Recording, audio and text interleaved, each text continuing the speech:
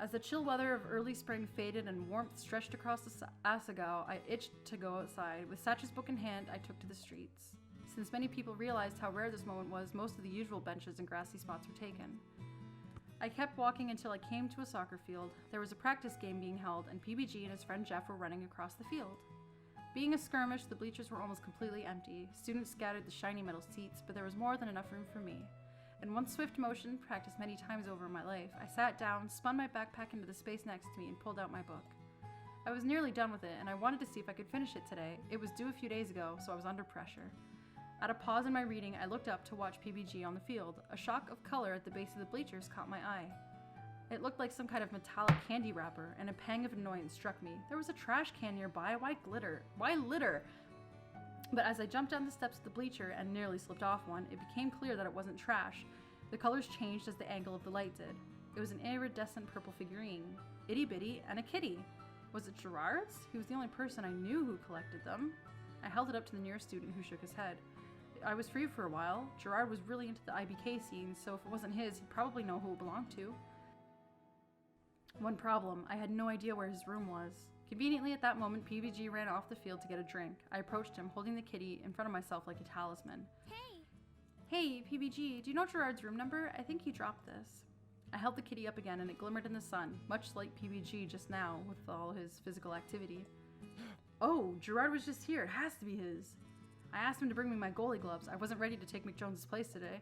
His room's right across from mine. Oh, great. Thank you so much. Hey, hurry it up, PBG. PBG groaned. It wasn't much of a break. See ya. Gotta go. Good luck.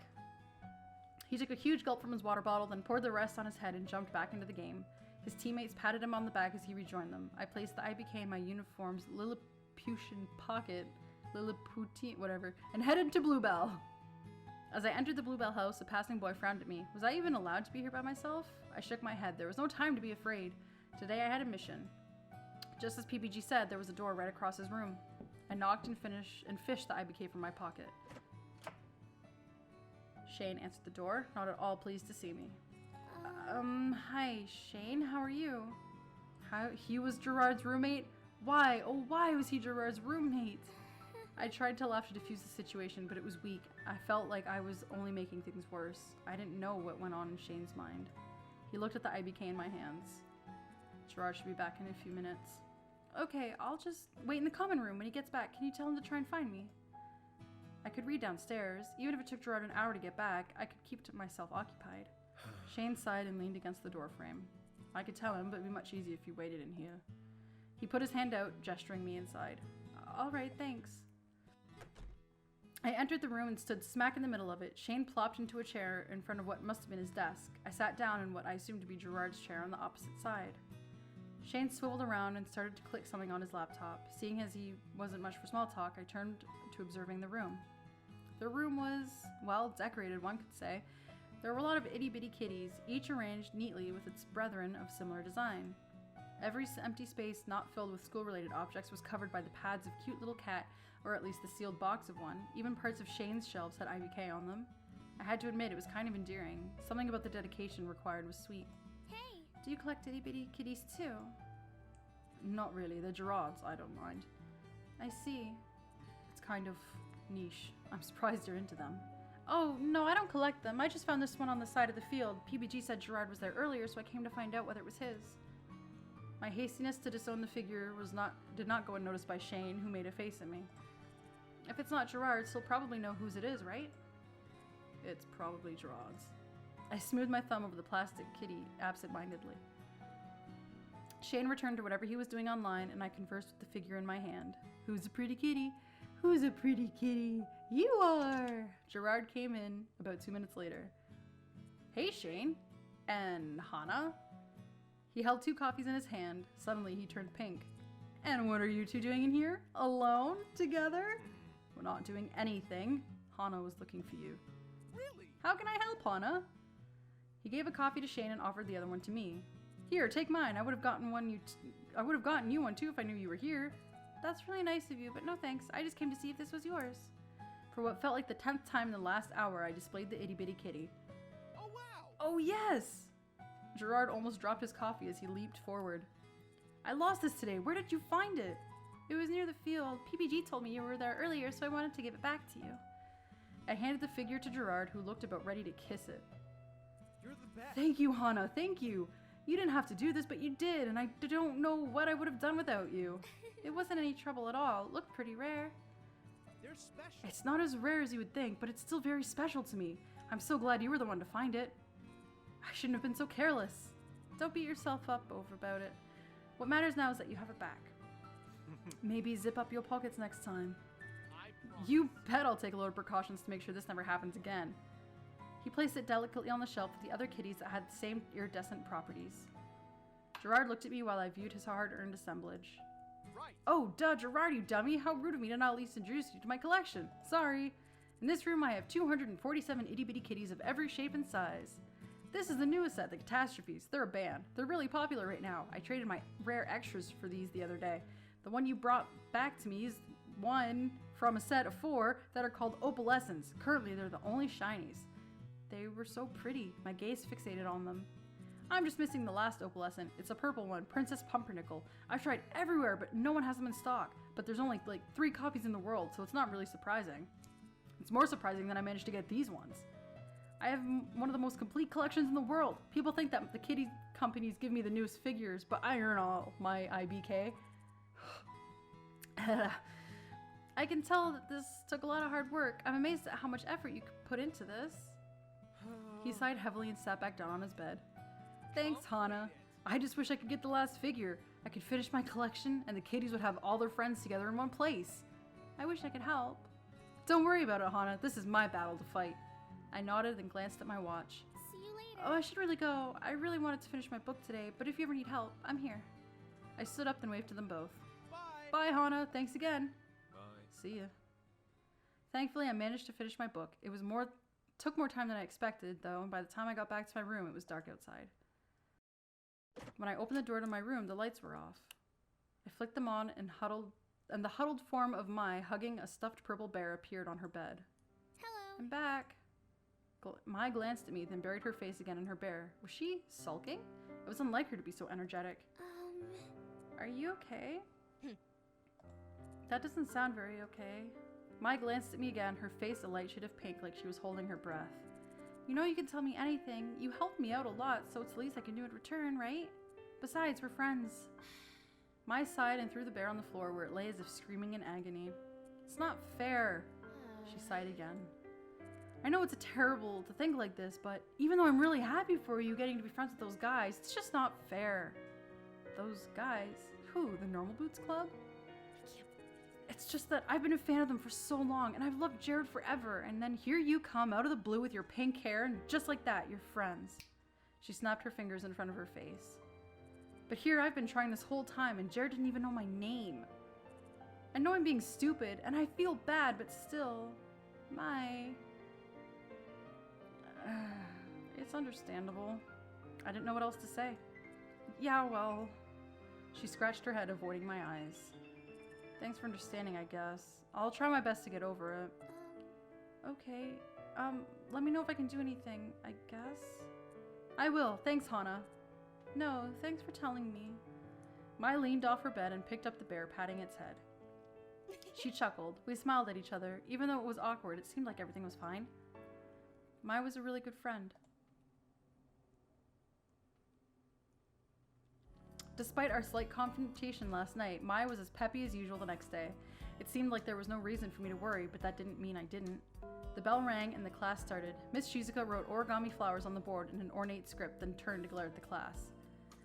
The flower festival is only a few days away. It's time again to start folding flowers to sell for the school.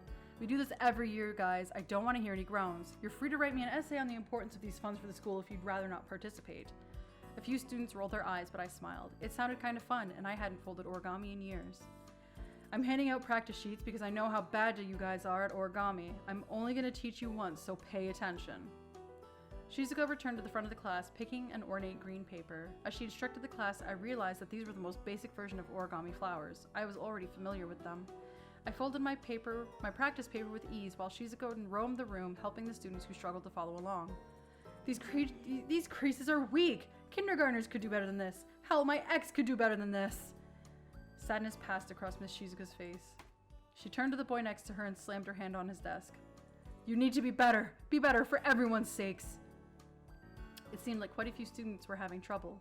I went to the front of the class to get some new paper, passing John on the way back to my seat. His paper caught my eye. Hey! You folded this the wrong way. Your flower's gonna be narrow if you keep going. I'll be honest with you, Hannah. I have no idea what I'm doing here. Help me. He kind of looked like he was about to cry. I knelt by his desk, unfolding and refolding his paper. This looks perfect. You're so good at origami. Did you have to make flowers at your old school too? No, I used to do origami a lot when I was younger. I guess my muscle memory just kicked in. Thanks, though. Really? What an odd skill to have. Is it? Please. John clasped a hand around my wrist. Stay with me. Help me. Sure, if you need it. Yeah! I knew I could count on you. Thank you, Hannah. You're a goddess. I spent the entire rest of the class period slowly doling out lessons to John and PBG. I offered to help Shane, but he turned away from me, instead watching over John's shoulder. I kept my movement large and exaggerated so he could see too. It was nice to feel useful. When class was over, I headed back to the dorms with Mai. We had a long night ahead of us, filled with homework and the possible reward of chocolate ice cream should we finish on time. Hana! Jeff, is everything okay? Hey, the Normal Boots Club has a meeting today and PBG forgot to take his soccer uniform with him. He held up a blue and gold uniform. He won't have much time to change before practice if he doesn't have this, and I have to run down to the field. Can you take it for me? Of course we can. Mai grabbed the uniform from Jeff. Awesome, thanks. He dashed toward the field. Mai turned to me, victory running through her face. Yay! Finally, chance to see Jared in his element.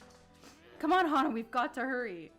We approached the Normal Boots Club room, hearts thumping nervously. At least I assumed Mai's was. Judging by the way she was fidgeting like a hummingbird on acid, it was. We stepped up to the door, and we were about to knock when I heard my name on someone's lips. Hannah. I froze and turned to Mai. Her face was lit, and she pressed a finger to her lips. She leaned in closer to the door, and I followed suit. Dude, I think it's fine. What do you think she's gonna do to us? You need to calm down. No. But it's so pink. No one has hair like that. People can't choose their hair color, Shane. That's really poor reason to judge someone. I know, but I don't trust people with pink hair. You know there's more to it than just the color. Don't deny it. Weird things always happen around people with pink hair. Sure, but they're not dangerous. Aren't they? My heart sank. I stepped away from the door, unwilling to hear more. Hana. I held up my hand and shook my head. Just when I thought I was going to win Shane over. Was this how he truly felt about me? I'm heading back. But... I stepped past her, walking as quickly as I could back to the dorms. Luckily, I didn't pass anyone on my way back. I didn't think I could manage small talk without bursting into tears after what happened.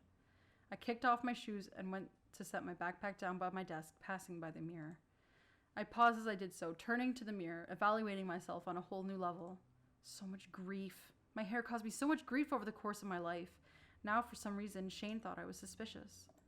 I smoothed my hair down with my hands, the shortness of it catching me by surprise. It was softer when it was long. With a sigh, I turned away and collapsed onto my bed, hugging Mr. Bunny to my chest. Should I dye my hair, Mr. Bunny? I raised him up, staring into his glassy eyes. Yeah, you're right. I rolled onto my side, squeezing Mr. Bunny to my chest. Satch said it himself. You don't choose your natural hair color. Mr. Bunny was small against me, and I smiled. At least he still liked me. Shaking my head, I went to my desk. I had better things to do than mope. You're still studying, Hannah? I took out my headphones from my ears and turned to Mai. Our plans for that evening were postponed, and I silently thanked her for not pushing me to keep to them. I wasn't in the mood anymore. Yeah, it's only been a few hours. You haven't moved since I left the room last. She climbed her bed and dangled her hands off the side. At least take a break, okay? Well... I have been meaning to return the book I checked out. It was overdue, and I had to do it at some point. I was going to do it today, but after what happened, it was the last thing I wanted. That didn't make it any less overdue, though. Go do that. Meet me at dinner afterward. If you're going to spend the rest of your life studying, at least be nutritionalized. I stretched, bending backwards to apologize to my back for the hours of arching over a desk. I would have a hunchback by the end of my school career, I was sure. You're right, I'll go. I'll see you at dinner. It was pretty late when I got to the library. No one came at this time unless there was a term paper due. Since it was still relatively early in the year, the room was barren. Satch was working at the desk, as I expected, but he was joined by PBG and Paul. As soon as I saw them, I turned around, trying to walk right back out, but... Hana. Unfortunately, my hair also made me stick out like a sore thumb. I reluctantly joined them at the counter. What's going on? Not much. I'm taking a study break to return the book I checked out. I took the book out of my bag and handed it to Satch. That book! I can't help but notice you're reading The Princess Betrothed. It's good, isn't it? Yeah, I never would have read it without Satch's suggestion, so I have to thank him. He nodded and put the book on the to-be-sorted shelf. No problem. I don't work in the library for nothing. I have another suggestion for you if you need one. No thanks. I want to get back to the dorms. Oh, come on. It's almost dinner. Let him check out this great book for you. Then we can all go to the cafeteria together. Well, alright. That was the last thing I wanted to do, but I was really bad at showing people that I didn't want to talk. Follow me to the fiction section. We set off through the library on an epic quest for adventure and fortune. My mind raced, trying to think of a good excuse so I didn't have to follow them to the cafeteria. Here it is, the Banana Club. He pulled a bright yellow book off the shelves. The Banana Club was written across in a bold font. Now, I know it sounds stupid. It looks kind of stupid too, honestly, but trust me, one of the most moving books I've ever read. The ending crushed me. He put a fist to his mouth and blinked rapidly. Don't cry now, Satch. I'm gonna stop before I spoil everything. He handed the book to me and I gazed blankly at the cover. Thanks, Satch. And, Hana? Are you alright? You don't look very well. I wasn't really, but of course there was no way I was gonna tell Satch that I eavesdropped on their private conversation. I'm just feeling a little under the weather. I conjured a fake cough. It sounded pathetic. I think I'm gonna skip out on dinner too. I'm not feeling well enough. Satch narrowed his eyes and nodded. If you say so. Do you still want to read this book? Yes, I do. Your suggestions haven't failed me so far. Okay, let me check it out. Let me check it out to you real quick so you can get back and rest. When we got back, PBG and Paul were off on the other side of the room, Paul waving a book vehemently at PBG. Satch stepped behind the counter and grabbed my book. You know, if someone's bothering you, or you're still getting used to the school, we're all here for you to talk to. I know. Transfers have it hardest around here. Everyone knows that. I nodded. He passed the book to me and I put it in my backpack. Just, don't be a stranger, alright? I won't. Thanks, Satch. I'll see you tomorrow. I waved goodbye to him and made my way back to the dorm. Somehow, Satch always knew when I was upset and how to make me feel better. It helped that Paul and PBG weren't acting any different to me than normal either.